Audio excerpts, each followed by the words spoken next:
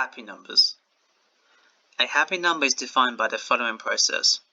Starting with any positive integer, replace the number by the sum of the squares of its digits in base 10, and repeat the process until the number either equals 1 or it loops endlessly in a circle that does not include 1. Those numbers for which this process ends in 1 are happy numbers, while those that do not end in 1 are unhappy numbers.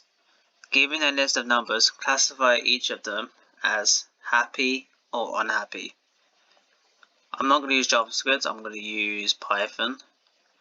So for the first line, which is this line, it basically means an integer n for the number of numbers to test. For the for loop is each line has a non-zero positive integer. You should test whether it is happy or not. Be aware that some input numbers are really big, much bigger than your integer types can handle. Find a way to overcome it. Finally, for the output, it means following the same order as inputs. Each line starts with a given number from the list, a space, and then an ASCII art, either a smiley face or a sad face, to indicate this number is happy or unhappy.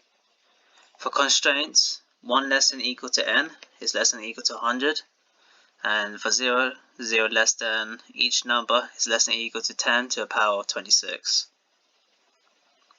So for example, if 2, 23 and 24, then 23 will be a happy face and 24 will be a sad face.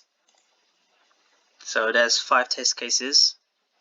The first one is simple, the second one is moderate, the third one is serious, the fourth one is watch out the limit, and finally the fifth one is cocktail. So let's solve it.